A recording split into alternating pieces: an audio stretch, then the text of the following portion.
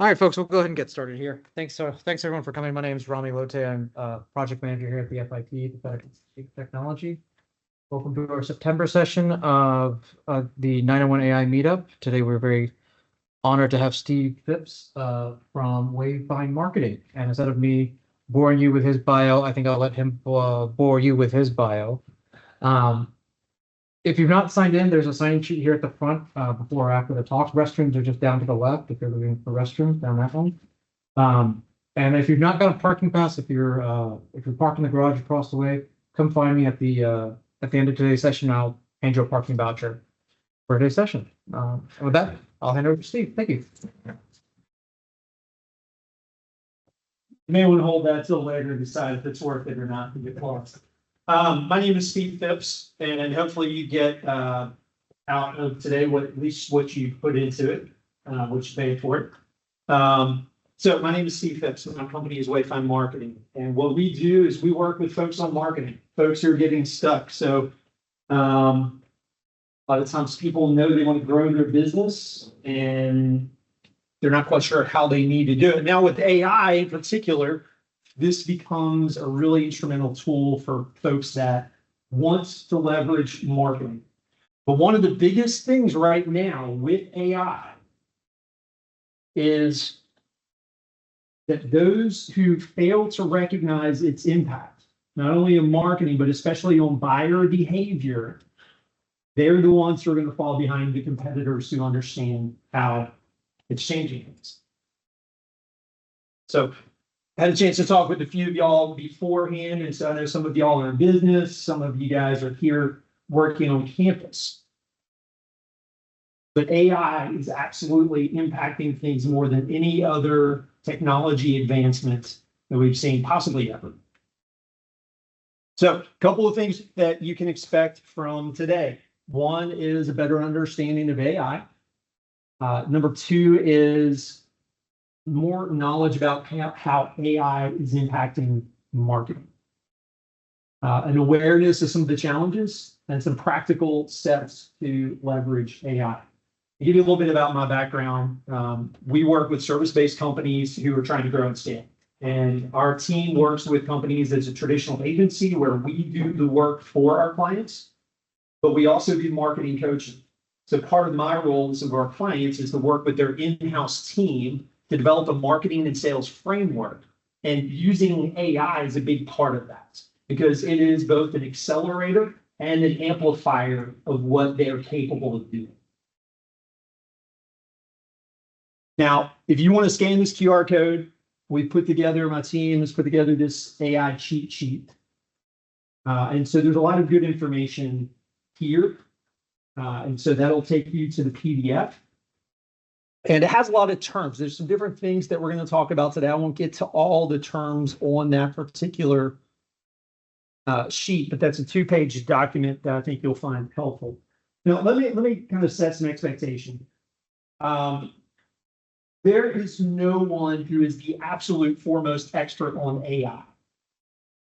It's just impossible because of how quickly it is changing. It just continues to advance. So you may come in, I'll ask you a question in just a minute about kind of where you are as it relates to your experience, your familiarity, your comfort level with AI. But there is still a lot of AI that nobody really fully understands because of how quickly it's advancing. Even the experts are still figuring out what its capabilities are. All right, so scale question for you. Scale of 1 to 10. Where are you in terms of your experience and comfort level with AI? Are you the proverbial ostrich over here at number 1? I know it's here, but I'm just going to pretend it's not. Or are you more over here towards 10, the hawk, where you're using this every day, you're comfortable with it, maybe you're trying out different AI tools. So think about where are you on this scale. All right, now if you are 1 to 4, raise your hand. If you are 5 to 7, raise your hand. And if you are 8 to 10, raise your hand. All right. So it's interesting. Each time I do this presentation, it shifts a little bit more. We're shifting more towards the upper end of that scale. All right. Now, I'm coming at this from a marketing perspective. And whether you are an individual or whether solopreneur, whether you have a company, whether you're a part of a business, every business is doing marketing in some form or fashion. And if your business or someone whose business you're familiar with is dependent on any sort of traffic coming from the search engines, this is significant. So Gartner is projecting that by 2026, search engine volume is going to drop by 25%. And that's just on the low end of the impact that that could have. So think about businesses that are dependent on getting traffic from the search engines in order to generate leads and customers. Folks who are unaware of this are potentially going to find themselves in a really bad spot if they're not proactively taking steps to be ready for that. All right, so just love to hear from you guys. What are some of the AI tools that you guys are using and how are you using them? I will start calling on folks if you're using. ChatGPT. Okay, how are you using it? I use it to write job descriptions or come up with interview questions specifically or recruiting services that we provide. Okay.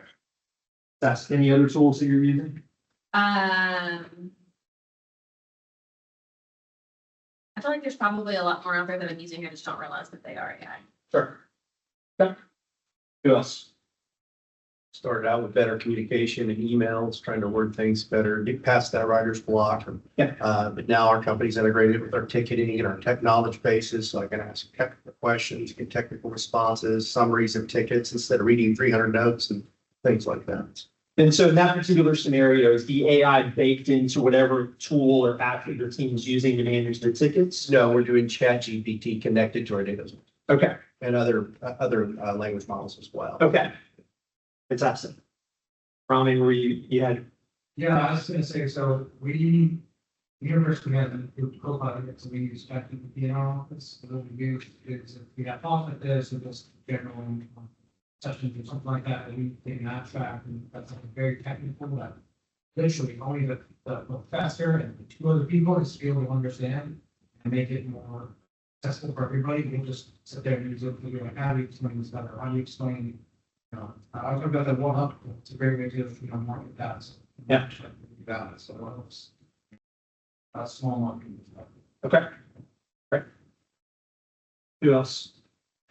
I'll use it if I'm trying to learn like a new coding language or something and just ask it a question and then it will most often than not have like a clear and concise like snippet of code to look at.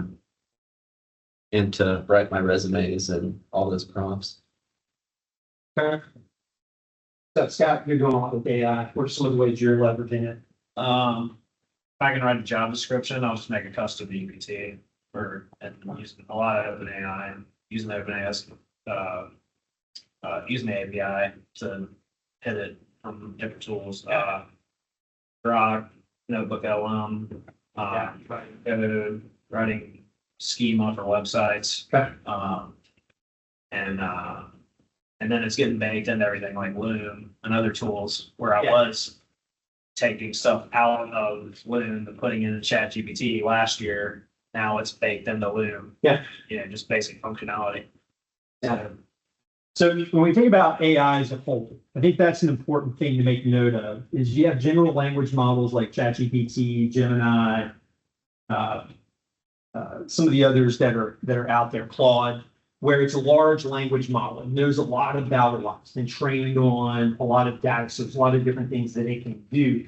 And then you also have AI that is being baked into specific tools. And so we use ClickUp for project management. It has AI built into it. I use a tool called Veed for editing social media videos, and it has AI baked into it. Tools like Loom, it's a video recording tool. AI is baked into it. So just more and more, we're seeing that it's no longer on the fringes, but it's becoming front and center in the tools that we're using. So as you're thinking about the tools that you or your team are using for marketing or content creation, whatever it is, don't forget about some of the tools that are specific that have specific application.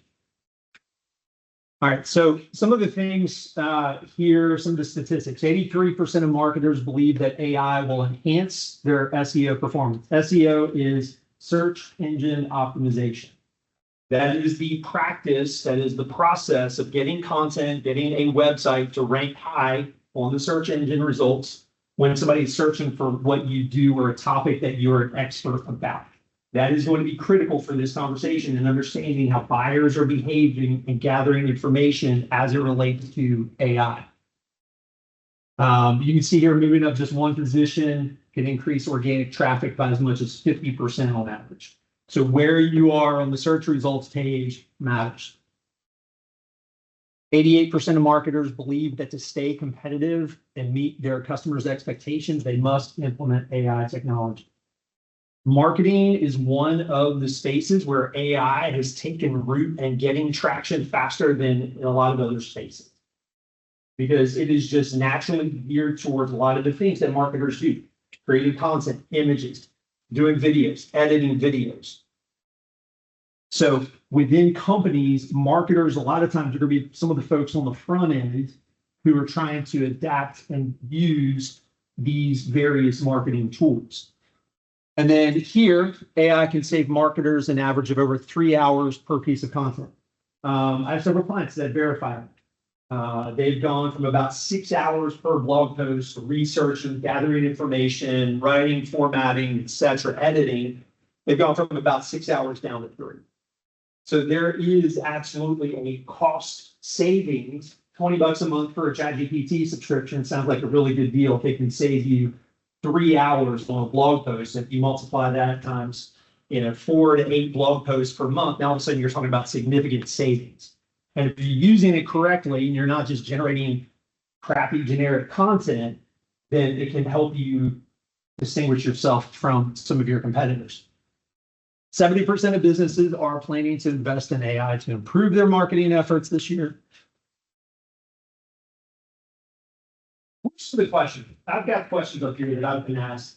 But what are some questions that you guys, you decided to come spend some time here this afternoon to hear about AI and Google and business and whatnot. So what are some of the questions that you guys have about AI and marketing?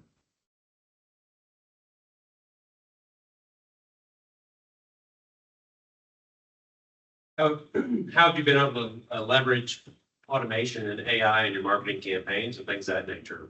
Okay. So when you say automation, you have more specifics in mind. There's a lot of different ways that things in marketing can be automated.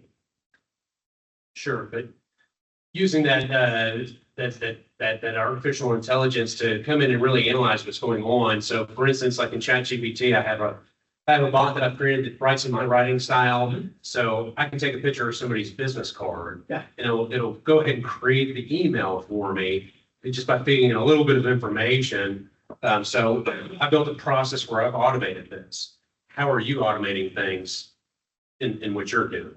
Like the automation. So I started looking more into some of the ways that Zapier is making some of these connections to automate some of the various processes. A lot of what we're doing right now is just taking one thing from one bot to the next. And honestly, quite honestly, I haven't done a ton with automating and getting into managing the different bots. A lot of my focus has been on leveraging it for creating more effective, more efficient marketing content. And so, has anybody else in here done much with automating? Scott, I know you mentioned using some of the different APIs. Are you doing anything in a way of leveraging automation between bots?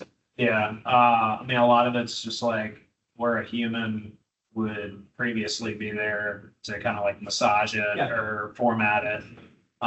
Again, the stuff I was doing last year, pushing stuff into a Google Sheet, doing something with that, pushing it into whatever broadcast tool you use. Yeah. A lot of it now plays nice to each other, where Yeah. I used to have to pull stuff and plug it in and move it manually between platforms. Yeah. And there's a lot more on the horizon using agents in particular, where the bots are going to be able to do more without human direction and interaction. And so setting up some of those workflows, there's going to be more capability with some of the Gen 3 updates that are coming down the pipeline. What other questions? Yes. For AI tools that are free that you can recommend? What have you used so far? I know I'm using one when I have meetings, it records and then it sends me a report Okay. and I get little bullets and then, I can set up task lists and things like that. It works with Google. I think it's OS some, I forgot what. Okay. Yeah, there are a number of different tools out there. I use one called Fireflies that will do something similar to that. I mean, Gemini, there's free versions of Copilot, Gemini, ChatGPT. So there are a number of different free tools that are out there to get started with. I guess my other question is, how do you know, like when using ChatGPT, if you ask a question or you put the information in there, what they give you is correct? You know, So, good question. I'll have this slated for later, but I'll bring it up. One of the principles for using AI is being the human in the loop. AI makes mistakes, and you have to call it out sometimes. I've done things where I've read an article, or I would ask it to gather information, and I would ask for statistics. And then when I would ask it to cite where it got those statistics, the response was, "Oh, well, these are basically placeholders. You need to get your own." So that was as I was getting familiar in the early days of using it. So now I know if you're asking for statistics, you have to ask it to cite the statistics. Where did you get this? And sometimes this is where it also pays to be the expert, where you know and have a good feel for whatever your industry is, whatever your business is. You still need to read what it says, because sometimes it will pull in something that's not correct. And that's why all the different models will tell you, this might make mistakes. I would just say, the strategy to overcome that is to preempt it. Know that that's there.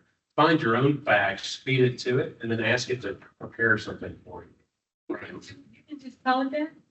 That's, yeah, I mean, Wow. you can give it just statistics and ask it to weave it into whatever presentation you're trying to do. That way you know where everything's cited. You did all the citations. You don't have to rely on it to do the work. It'll just do the writing, everything that's with it. Yeah.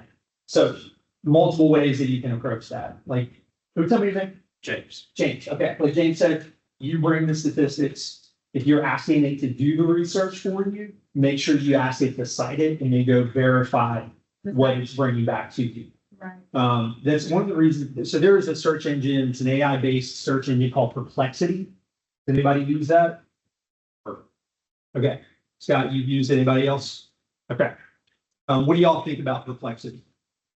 I like it. I use it a lot because it does a lot of that searching, telling you where things come from. I know when I use AI, I have for a very long time. I did a couple of things in my profile. I set it to give me a confidence level. Yeah. So it always, whenever it spits out anything to me, it always says confidence for this is pretty high. But I also always ask it to give me sources. But I check those sources because Yes. if you don't check the sources, you click on the link sometimes and they go nowhere. Yeah. And so you have to really go back and double check everything that it says. But it's getting better. I know the new ChatGPT model 01, Yeah. I think, does more of that chain of thought, chain of. Yeah. It does more of the thinking. Yeah, Before it comes back to you. Yeah, but I've always asked it to show its work. That's the main thing that I do. Show your work. Same way I treat my kids when they're coming home doing their homework. For us to verify. And I think there's a really good principle here. When you're working with AI, don't advocate your work to it. Yes, it can do a lot. And you can refine it and get it to a point where you have that higher level of confidence in what it's giving to you, but you still need to verify because it still will make mistakes. I like to think about AI as if you just hired someone, you just hired a new intern, you just hired a new team member on, and you got to train them. You have to equip them. They know a lot. They bring a lot to the table, and AI is going to be, arguably the smartest person you've ever hired. But you still have to give it direction. You have. I like the idea of give me a confidence level here. And again, you have to own the process. You have to be in the loop, and you can't advocate what you're doing too. The way I was told is that AI wants you to like it, so it'll tell you whatever you want to hear. Well, and that goes back to one of the principles is treat it like a human, because that's how it's designed. And it's anecdotal, but I think I've heard enough people validate this, that if you are polite, if you say please and thank you, and these types of things, you get better results from it. And as silly as that may sound, it's just how it was designed. It wasn't designed to function like a computer. It was designed to function like a human. And so to go back to perplexity, the reason why I like perplexity when we're talking about research and gathering sources, it functions like a conversation. I need information on this. And what it does is it will go and it will search and it will generate, it will show you all the sources. And whereas if you go to Google right now and you do a search and it gives you an AI summary, it gives you some of the links, but you can't have a conversation there. You've got to go directly to Gemini if you want to try to have some sort of an interactive conversation. But with Perplexity, I would encourage you to try it out. I like it because again, it shows all the sources there. I can have an interactive AI type conversation, like I can with ChatGPT or one of the others. But it shows all the sources. And so it's easy to click and verify without it being buried somewhere.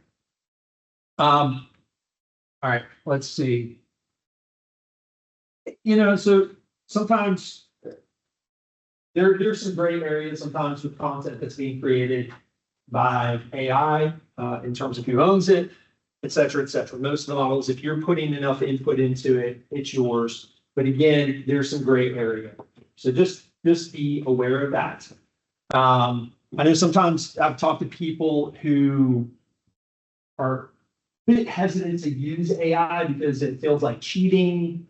I don't know that any of y'all have that concern, but I always tell folks, if you hired somebody to write a blog post for you and you put your name on it, or you had an assistant who wrote an email for you and sent it out on your behalf as if it was coming from you, what's the difference? This just happens to be a computer.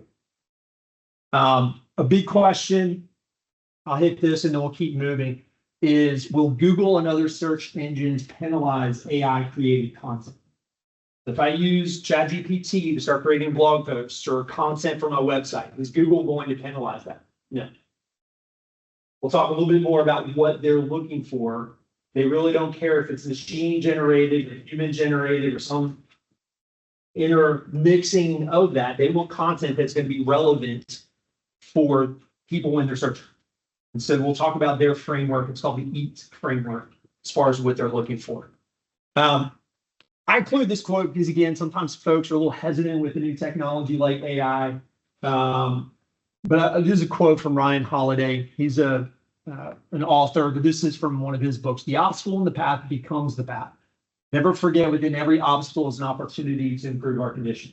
So some people view AI as an obstacle. Gartner is a big research firm. They coined a term called acoustic brands. And this is describing companies who are taking a very clear stance that they're not using AI. They're not generating any content through any of the AI tools. It's all human generated. And so I think they're trying to find a place in the market where that appeals to certain customers. But within this, there's going to be a lot of shifting. There already is a lot of changing, and especially as these next gen models come online, and their capabilities are going to be continuing to be exponentially faster and better. We're only going to continue to see these changing. But when we're aware of that, it then gives us opportunities. So think about it, when it comes to this, you're an ostrich or you a hawk. And this is an AI generated image. All right, now let's get into, so talk a little about the backdrop here. Let's talk about how how this is changing buyer behavior. How many of y'all have used ChatGPT to research a product or service that you were buying? Okay. What did you use it to research? Not for me personally, it's for clients, customer discovery of like, what would this say to a customer that is a good fit for our product or service? How about you? I was looking for tutoring services for the Series 6. Okay, fantastic. So financial advisor. Yeah. And did you ultimately make a decision based on the research that you did through ChatGPT? Yeah, I did. I decided not to go with what they recommended, but it was a good, fine. Yeah. How many of you have searched something on Google and found the summary, the AI summary at the top? Okay. How many times have you not gone any further than that because they gave you enough information? Yeah. Okay. That is why a lot of websites will see potentially a 25% or more drop in website traffic. Because there's two things that are happening. One is people are using, I have Gemini and Copilot in the background. Those are related to Google and Bing.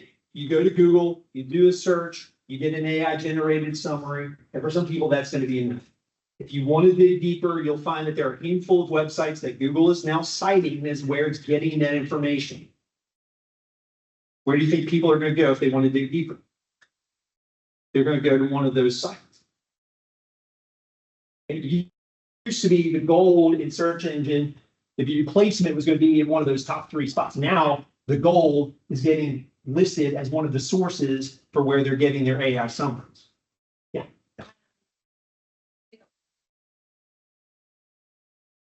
Yeah, we'll talk about that in a minute.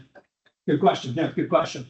And it's still an ad at that point, because I always accidentally click on the ads when I search something at Google. Yeah, well, that's part of the tension that Google has, and some of the voices that are out there are sort of projecting that Google is going to see a decline because they're so ad dependent, ad revenue dependent, that yes, providing objective search results is important. That's why people go there, but they've also got to still get their ad revenue as well. I just stick the ad inside. Do I now?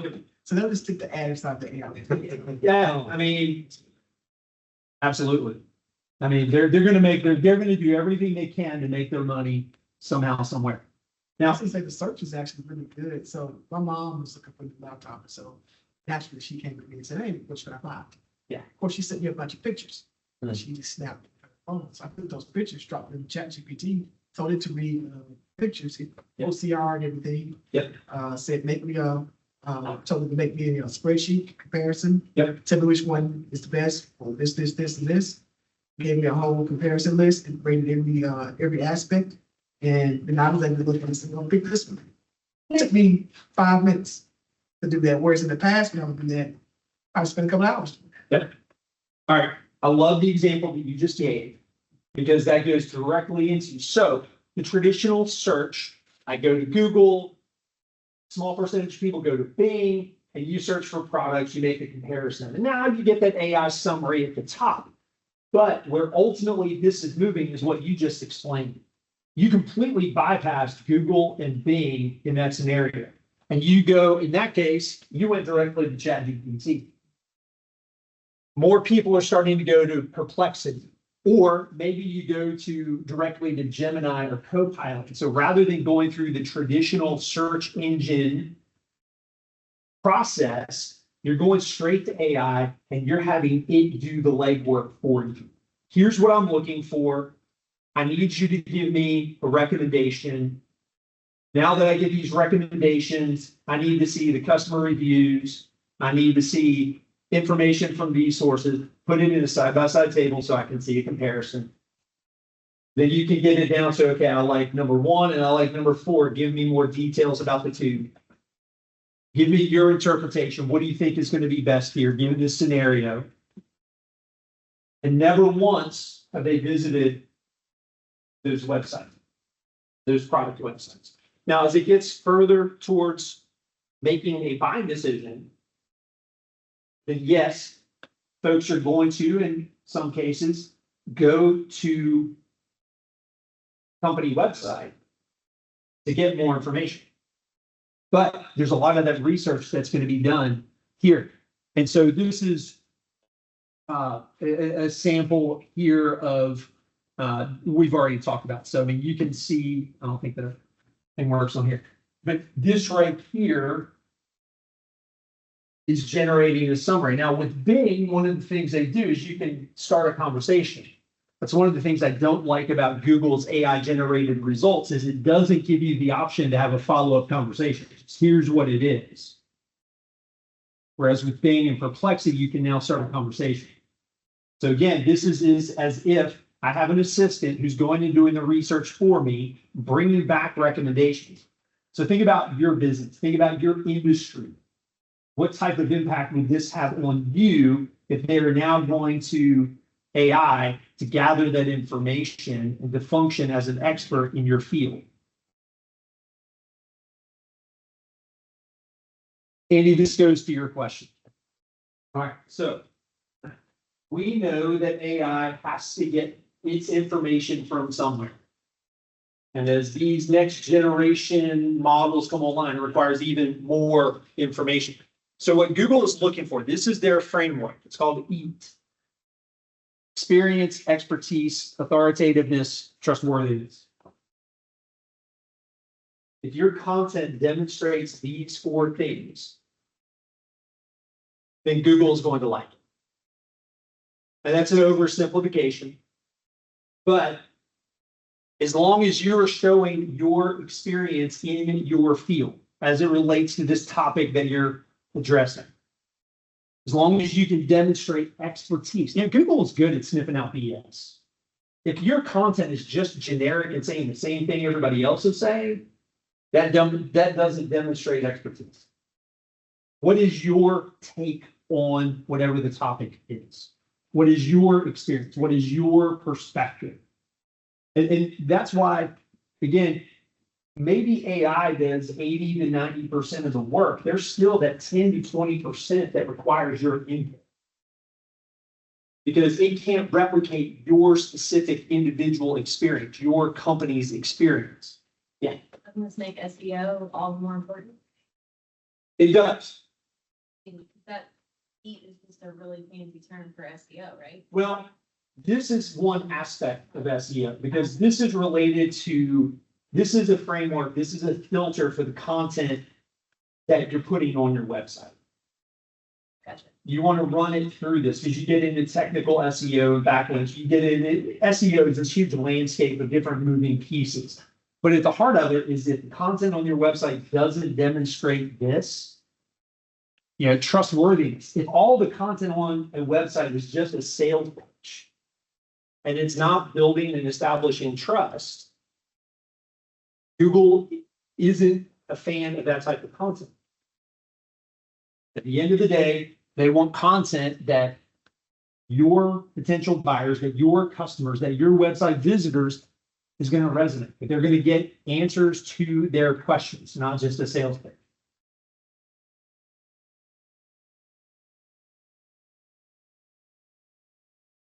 How many of you use AI to brainstorm?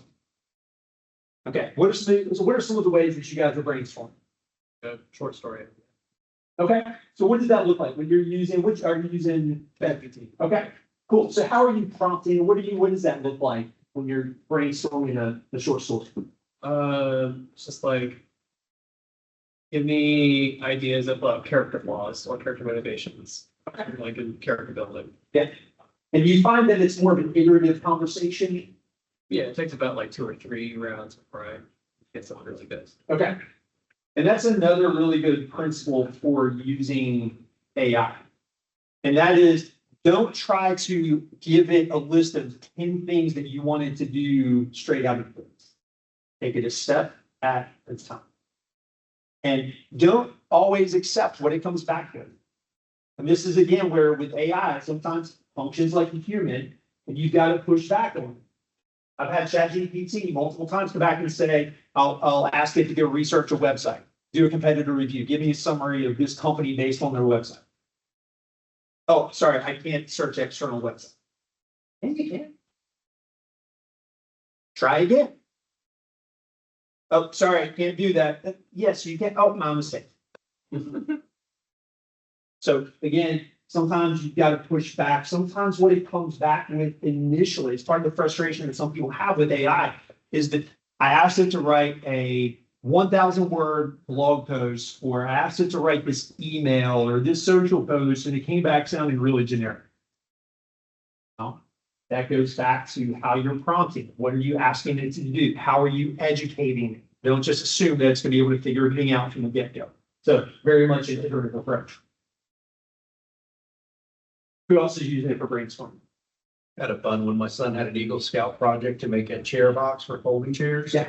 And used Dolly for that, the image generator. And the first time I asked it, it showed a big box with all the chairs still stood out, not folded up, 20 of them sitting in a huge box. And then I'm like, no, fold the chairs.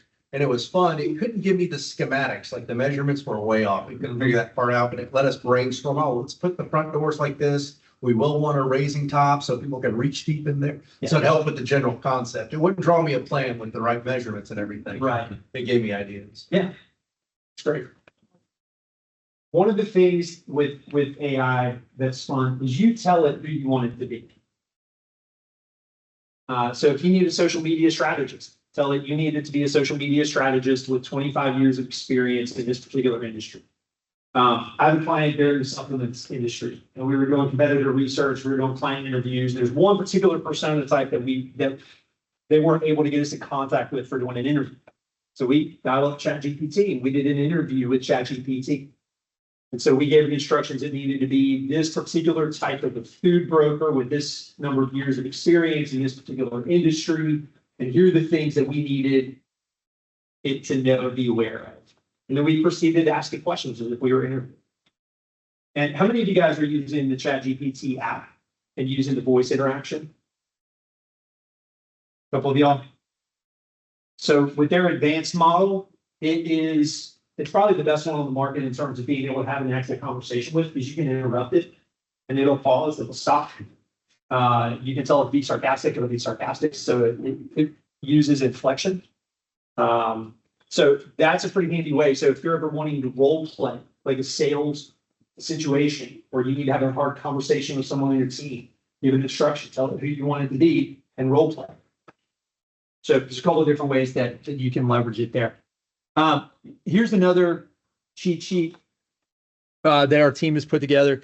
This is, you think about different ways that you can prompt some of the different tools. This gives you some good tips. In fact, I'm going to switch over to this for just a minute because I want to talk through that. We talked about this earlier, but you want to talk to it like a person. Give it detailed prompts. Get super specific. If the prompt is generic, you're trying to create some marketing content and it's generic, you're going to get generic sounding content. Tell it who you want it to be. I need you to be a chief marketing officer. I need you to be a marketing specialist. I need you to be, this particular client. Go research this website. One of the coolest things, so educate it like a new website, or educate it like a new employee. Give it website. If you're trying to dial something in to where it reflects your voice, record yourself talking. Maybe it's doing a presentation, or if you record meetings, upload a transcript of it and use that to educate it on your tone and voice. You can create a custom GPT where you can lock that in. Correct it when it's wrong. That's part of the conversation of using it. Hey, no, sorry, that's not what I'm looking for. I don't use those kinds of terms and phrases. Clarify the facts. Ask it for sources. Don't always take the first answer. Again, be patient. This is a skill. some of y'all, Andy, with you being in HR, I'm sure you're seeing this, but AI is now being listed as a skill that employers are looking for.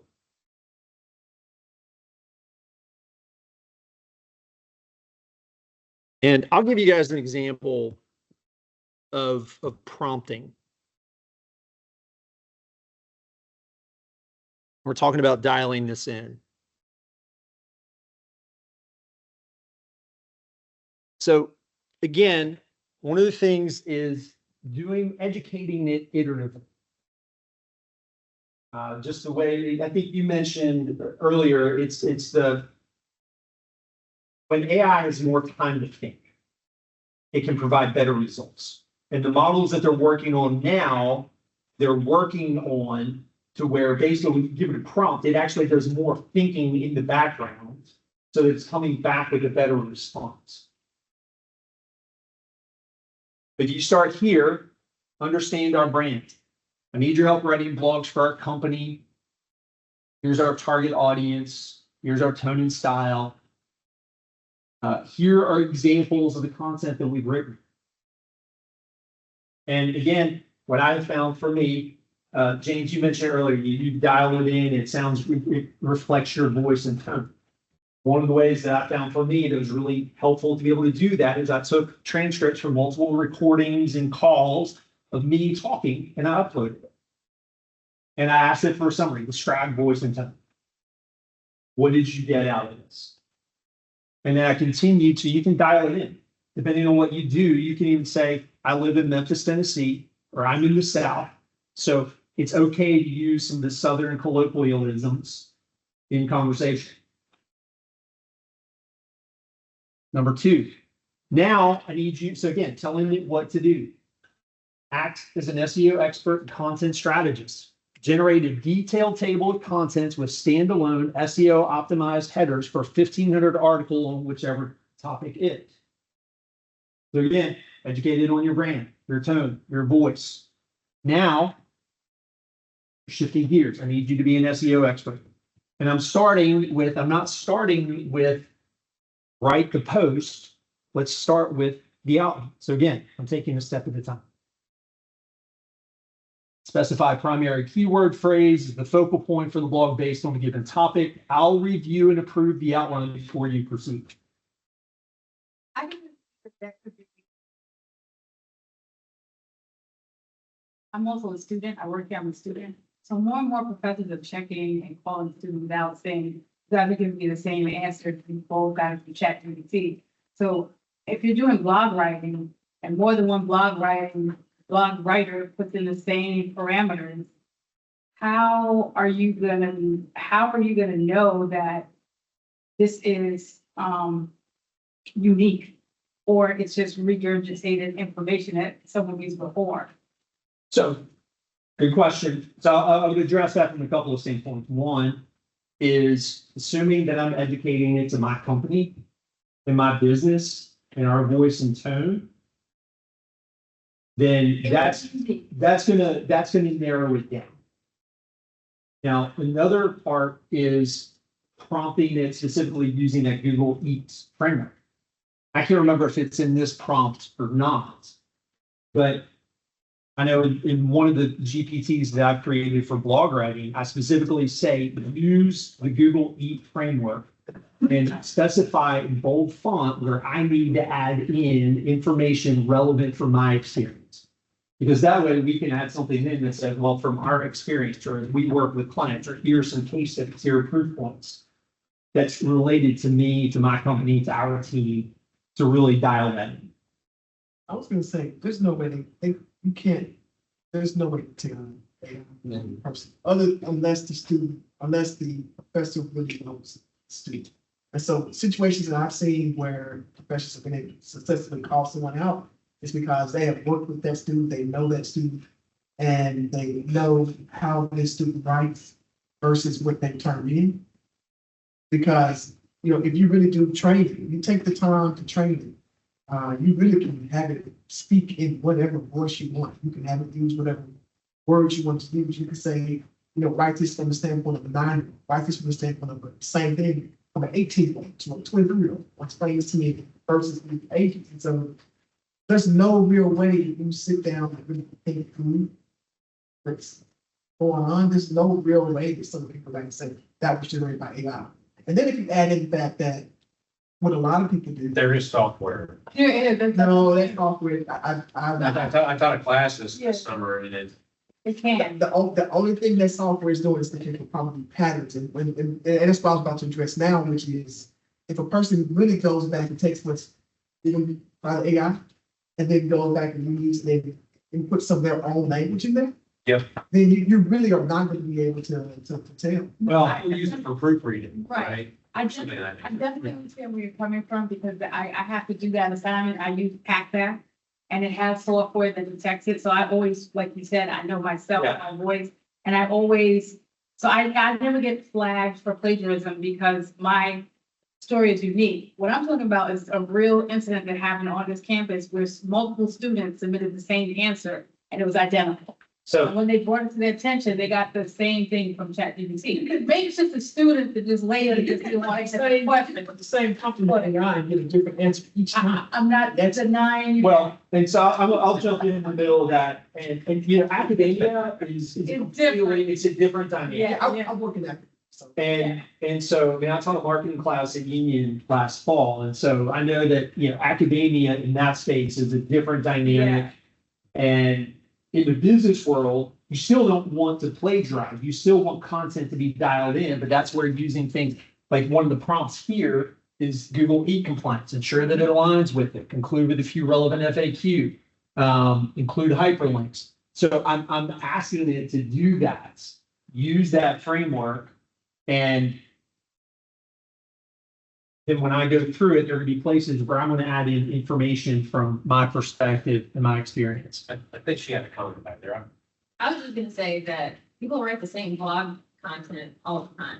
Like, I mean, I've heard the same story about AI about 27 times. Feds changed the rate today, or they're going to. Guess what? I read the same thing like 15 times today. So I think that, yes, in some capacity, we definitely want to have some uniqueness to it. But to your point, academia or business world, either way, programming and creating the proper prompts is what is going to get you the best result. Crap in is crap out. So like, and that's just, that's been true for data since I can remember. And so in my mind, yes, you could end up with a very similar blog post, but there's people doing that now about ChatGPT. But if you follow what he's talking about, it'll be unique, right? Yeah. Because he's giving it a framework, Yeah. at least more unique, because they have to hit all those same points that he's prompting it with. That's kind of what I was getting to earlier about feeding it information. Yeah. Like I feed it, several different points of data and then ask it a question about what I just fed it or something like that, right? And then it's unique because of the data I just trained it on, because each one of those channels you're basically training. Yeah, and to her point, it's garbage in, garbage out, Yeah. because that pack back, and no matter what I wrote, until I made it unique, it just flagged it for plagiarism. I'm like, I'm not plagiarizing this, but you have to learn how to work with that software.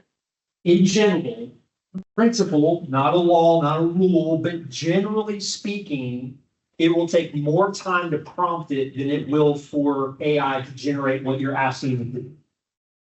And that's where having prompts that you can copy and paste, you can have an ongoing conversation that you go back to, although AI can forget sometimes you have to re-educate it on what you've already told it earlier in the conversation, or you create a custom GPT where it's pulling from the same instructions repeatedly. And one disadvantage of creating a custom GPT is that it still runs on GPT-4. It's not on 4.0 yet. So it's not quite as advanced. If you're looking to do a lot of writing with it, right now, the general consensus that I'm seeing is that Claude is doing a better job of writing content than GPT. And I think this is going to be a continual one-upmanship type between the different competitors. Well, which is better? Well, Claude is. Well, now GPT is rolling out their updates, and so now they're better. So there's going to be this back and forth. We've got Grok coming, right? We've got Grok, yeah. So they just released Grok 2.0, which is on the leaderboard. But now they got 3.0, which is gonna be released soon here in Memphis. It's a pretty cool tie-in. But Yeah. like you said, right, it's always one-upping each other. Who's in the lead, so. There's a tool that I found called Ruby. It actually is an aggregator of all the different AI tools. And so it has both writing, so I can choose which model I want. It has, from an image generation standpoint, it has Midjourney, Stable Diffusion, Dolly 3, and then it has video generation, but it's all in one platform. And so you're gonna have tools like that where you can just choose between the different models instead of having to go and now go to ChatGPT, and now I've got to go over here to Claude, what have you. As this conversation, y'all have brought a lot of great ideas and experiences into this, so I'm thankful for your contribution to this. There is no end to how this can be used. And so one of the things I would encourage you to do is just play with it, experiment with it. One of my favorite things to do with it is just go research. Hey, I need you to go research. Use it for competitor research. We use this for clients. Hey, go research these 5 competitors, this particular service page. I need to know what is their value proposition. How does what we do or what my client does differ from them? Use this particular framework. Generate talking points. There's just a thousand different ways that you can use it. There's a tool that Scott mentioned earlier that is not widely known, but it's an interesting tool. It's by Google. It's called Notebook LM. And it effectively is like a personal AI. Because what it works off of information that you provide to it. So you can upload meeting notes, you can upload PDFs and whatever the information is, and then you can ask it questions about the content that you have uploaded to them. You create a notebook and there's notes within that. So it'll search information that you've typed in and generate summaries. That's a kind of an interesting tool as well. So if you have a lot of data that you're aggregating, that might be a useful tool as well. Any other questions? I still think that it's gonna replace people's jobs. Oh, absolutely. And I think that's why a lot of people don't want to use it. It's like, why should I sit here and give you all my information, my eats, my EPA, and then you're gonna replace me? Like, I'm sorry, I'm a human being and I'm making you more human. So I don't know if I want to interact with you that much. Yeah, and there are a lot of concerns, and I think this is one of those things. It's happening, whether we want it to or not. Try to slow it down. And I think that's also where it goes back to that quote from Ryan Holiday. It's looking at, yes, this is an obstacle, and some people are going to feel this disruption more than others. And quite honestly, man, I'm a marketing agency. We do marketing for people. We write content. We do blogs. We do this kind of stuff. So why am I telling people how to go use it to create marketing content? Because this is whether I wanted to or not. And so I can be in a role where I can help companies make better use of these tools. They still need strategy. They still need to have a level of expertise with how to use this in the context of a bigger marketing framework. And so I can shift and adapt. And I think that's going to be happening in a number of different industries and spaces. It's, okay, this is going to disrupt things. What do we do about it? How do we respond? Do you think it will disrupt like the IRS? Or they'll just- Nothing will disrupt the IRS. So you still have to send fax messages. Well, I mean, the medical industry still relies on faxes. I mean, so. When they use ChatGPT to diagnose, or not ChatGPT, they use the one they created. Google created one for the medical industry, and literally it will read X-rays and diagnose. Like, wow, Yeah. No, I'm surprised. But so I hear this question all the time about it's going to replace my job. It's going to replace my job. I work in taxes, so I think I'm You're good. saying, Yeah. you're saying the IRS. I don't know that artificial intelligence will ever be able to figure out. That's It's that. not good. I disagree. And I think, anyway, what I was gonna say is, so if you look at the current labor market and the number of open jobs versus the number of bodies who are taking these jobs, people are already being asked to do 5, 6, 7 people's jobs in one. And so I think that for those people who are concerned about it replacing their job, or replacing them as a person in the organization. I think if you could potentially just alter the perspective slightly, not completely change it, but alter it slightly to consider, what if it could make me more efficient at my job? Then I can do 10 people's jobs. I could do 14 people's jobs. And the best part is, when you're good at something like that in this type of a disruptive tool, which is what it is, it leaves great opportunities for leadership opportunity, because they're going to say, we don't know how the heck you did that. How did you do that? And you're going to be like, oh. And so in that capacity, I think that it shouldn't be as scary as I think some people are seeing it. What should be scary is that we have a labor market that is super freaking scary, and there's like nobody to do these jobs, and nobody's taking these jobs, and none of the stuff is getting done, and like it's just, you know, whatever. And so in my mind, I'm like, make yourself better. This is no different than Excel was when it first rolled out. It's just not. It's a tool you have to learn how to write formula for and program to do what you want it to do.